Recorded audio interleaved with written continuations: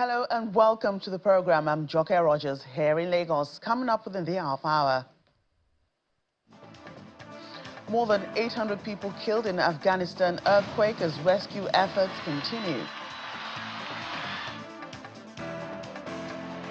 Russian President Vladimir Putin says he's reached some sort of understanding with U.S. President Donald Trump on the Ukraine war.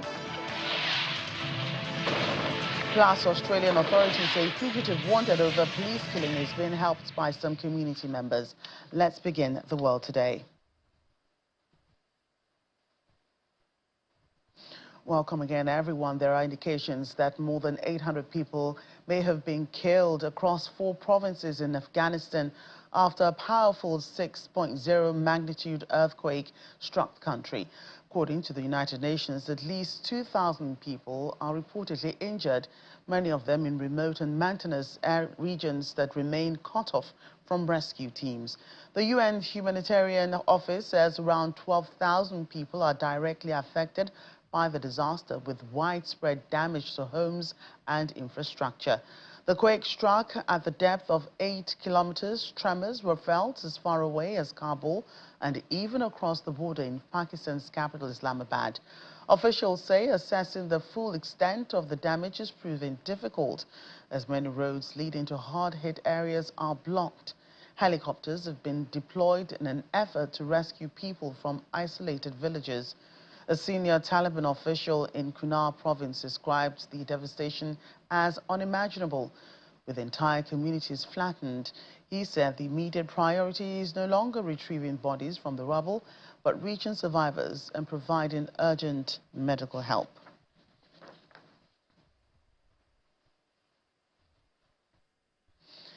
Let's get more on this disaster. Afghan journalist Mohammed Hadiz joins us from Islamabad in Pakistan. Mohammed, thanks for joining us today.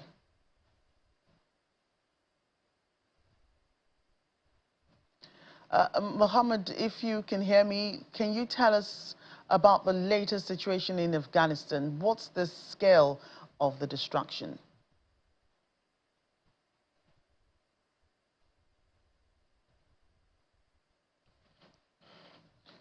Oh, we'll get back to him soon to get more on that disaster. But moving on to other stories in the meantime, China, Russia and India could form a new economic superpower capable of challenging the dominance held by the United States. This is coming from an Indian economist, Kumari Rani. Speaking to international media during the Shanghai Cooperation Summit, Dr. Rani argued that U.S. tariffs under President Donald Trump will push BRICS nations to expand and strengthen regional ties, enabling diversification of trade across other markets in Latin America, Europe and Africa. She believes that the 3 nations together can reduce U.S. dominance and promote trade without relying on the U.S. dollar. She acknowledges that the hefty levies will likely affect India's economy, but warns they will also impact the United States. Donald Trump have imposed 50% tariff on Indian exported items. No doubt that it would have ill impacts on Indian economy in long run. But Indian government are trying their best to combat these impacts. Firstly, they are improving their macroeconomic indicators of the economy, like they have already worked on GST slabs. They have removed 12% GST slabs, in which most of the items usually fall. Nowadays, most of the items would fall under 5% GST slab category, and they have removed 28% of the slabs, and now the luxury items and the seen items like tobacco, pan masalas and only will fall under the 40% category. And if we talk about its ill impacts on other sectors, and when we do sectoral analysis, we found that we need to do trade diversification of the exported items. We have to maintain a relationship with not only Asian economies, but we have to make strong relations with Latin American economies, European economies, African economies. We had to search new markets for our export items, so that we could not have our dependency on only US or US economy. Nowadays, we should diversify our trade, especially in the textile sectors, seafood item sectors, where new emerging these are the new emerging sectors in which Indian entrepreneurs are working so well. Similarly, a similar case is with the gems and jewelries, auto parts industries, and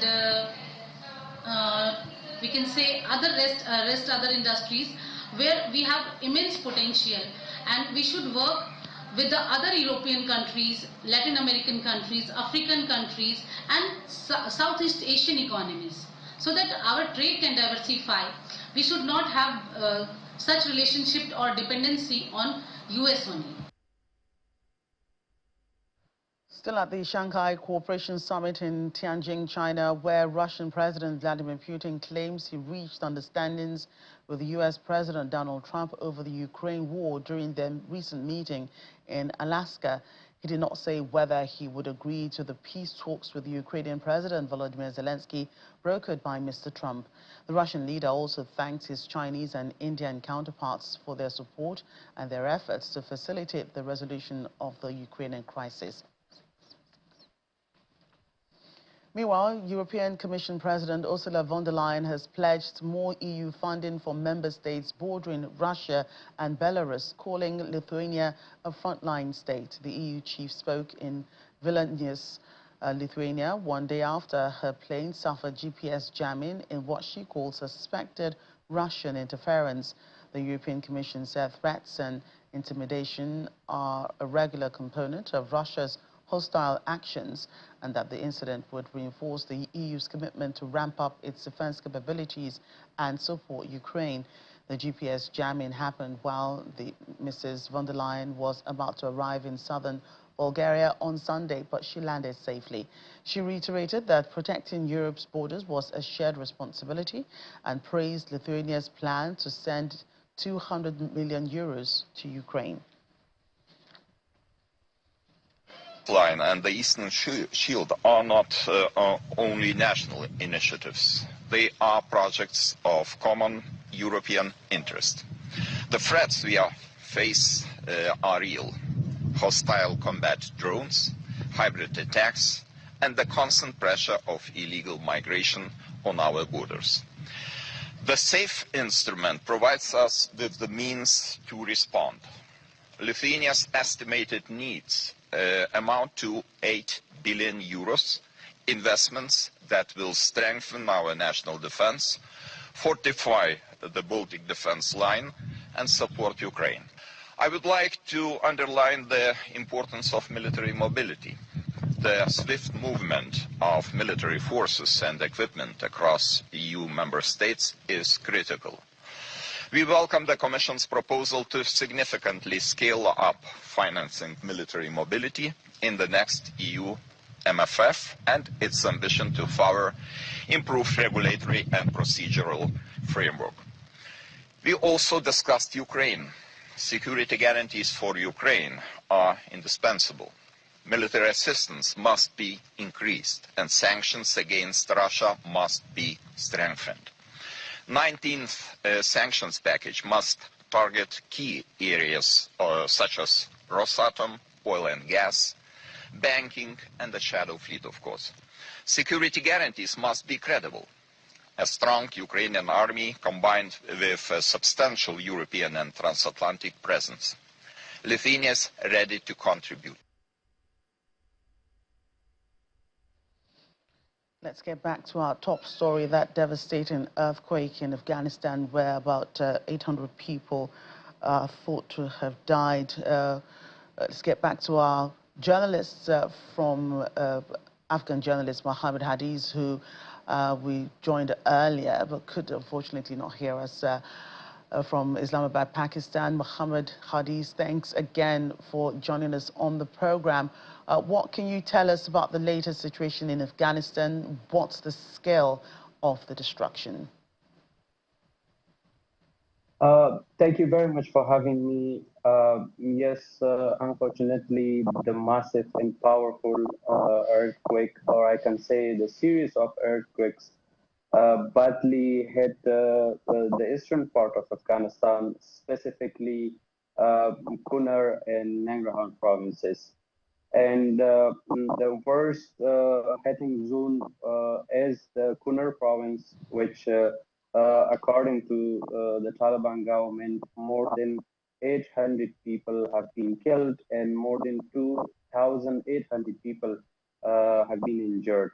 And I have been told by many sources in the area that the destruction and is very much high, and some of the villages have been totally destroyed and vanished, and also the total because reaching to the worst hit zone is very difficult at the time moment because the roads, the landslides, and it's a far away, a remote area, it's a mountain area, so reaching to the center of the earthquake is much difficult. So that's why the figures that I shared and the Taliban government is elaborating. It's still in every moment it's expecting to change in the figures of the fatality. Right. We do understand, from what we've read about the story and from some of the comments you made now that, some of those areas affected are remote. What do you reckon are the biggest challenges facing rescue operations right now? We understand retrieval of bodies, has been suspended with priority given to locating survivors. Yes, for the time being, the biggest challenge, the rescue operation, because of already the Taliban government, they were elaborating in saying that they already start their rescue operation, but still, because I have been to the place in Kunar in Nangarhar province, that would be good for you viewers that the Kunar province, it's about to roughly 3 to 4 hours drive from the capital of Afghanistan, Kabul. For the time being, the major challenge is reaching to the center of the massive, powerful earthquake. It's quite difficult because the landslides and as well as it's a mountain area.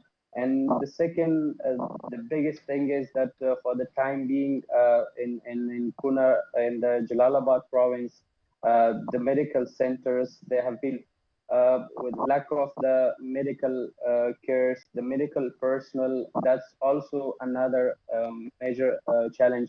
And the third and the most important, as you are all in the picture, that after collapse of the previous regime, the humanitarian pipelines to Afghanistan have been almost cut off, and it's I mean, for the time being, reaching as the UN bodies and some of the other agencies, they already described that they're gonna try to reach to the worst hit zone. But because I have been to this place and I'm well aware about the situation, and I have been regularly keep in touch. Unfortunately, looking to the large scale of destruction, still the rescue operation is going very much slowly. Right, and how effective is the efforts, being put in place by the government to ensure that those that have survived have, shelter, temporary shelter, medicine and food, not getting the kind of extensive outside help that's, they would have gotten if, previously, before this time? Yeah, today the spokesperson of Taliban government had a press conference in Kabul, and he has been describing the Taliban government allocated 100 million Afghanis to this massive earthquake, and they already start and they are instructed their uh, bodies to reach to the worst zone as soon as possible as they can.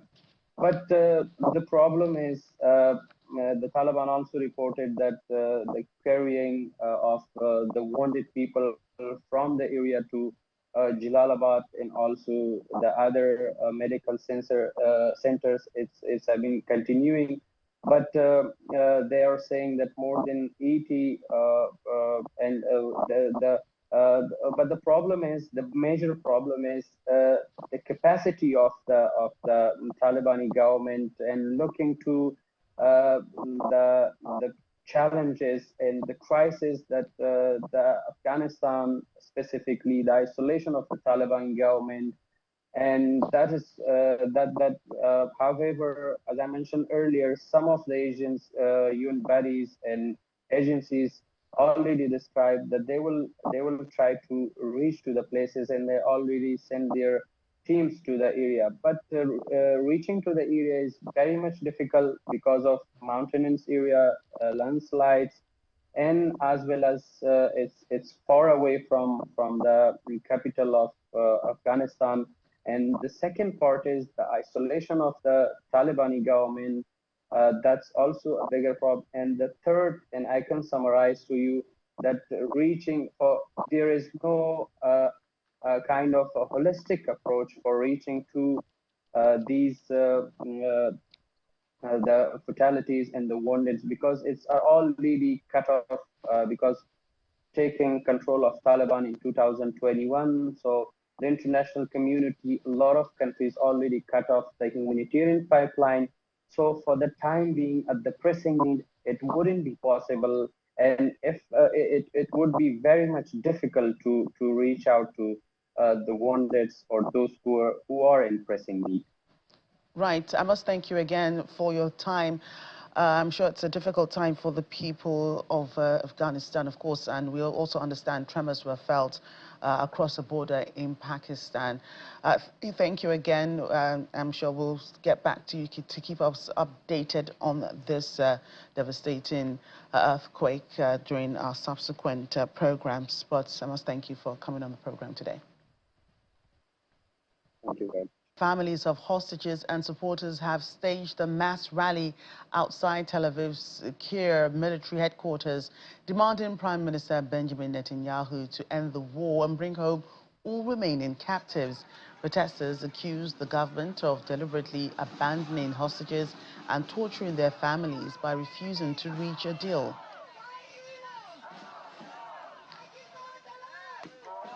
I'm in a minority opinion.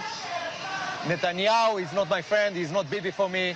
Netanyahu will not listen, but it doesn't make any difference because I have to express my views against people that they are supporting the government or supporting the war or supporting Netanyahu. We are here every evening because we feel as citizens of Israel that we can't continue our lives while the Israeli government is deliberately deserting the hostages and torturing their families, because they are refusing to seal a deal and bring everybody home. And we won't be able to recuperate and start rebuilding ourselves without each of the 48 hostages, dead or alive, home.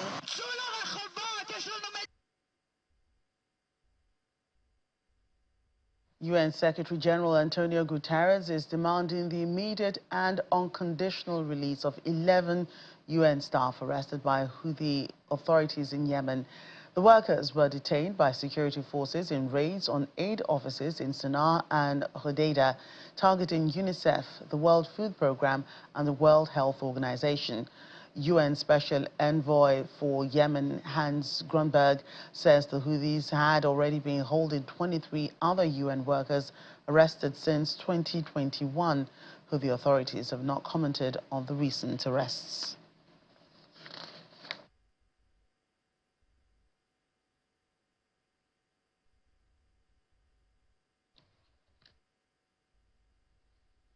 Well, China is preparing a grand military parade to mark the 80th anniversary of victory in the war of resistance against Japanese aggression at the World Anti-Fascist War. A 1,000-strong military band from all branches of the People's Liberation Army is training in Beijing to perform at the September 3rd event in Tiananmen Square. The ensemble will present wartime classics and newly composed marches aimed at honoring the heroic legacy of the resistance and showcasing modern China's unity and strength.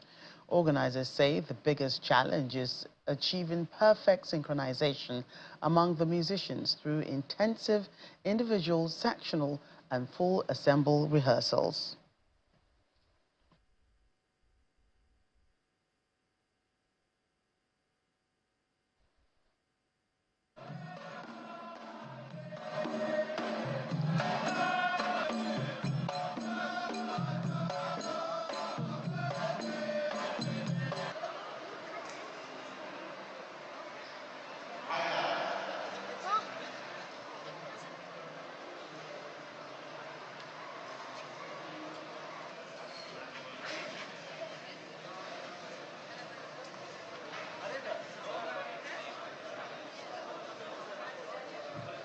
Well, the United Arab Emirates has opened the 22nd International Hunting and Equestrian Exhibition in Abu Dhabi, celebrating traditional sports and culture. The exhibition includes sessions on Emirati traditions such as Arabic coffee preparation, presented by local experts. International companies, including firearms manufacturers, are also showcasing their products. More than 68 countries are taking part in the event, which runs until September 7th. Organizers say it highlights the UAE's rich cultural heritage, boosts tourism, and promotes global exchange in traditional sports.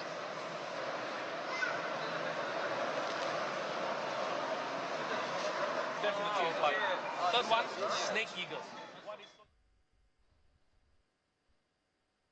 And that's the world today. Thank you so much for watching. I'm Joker Rogers.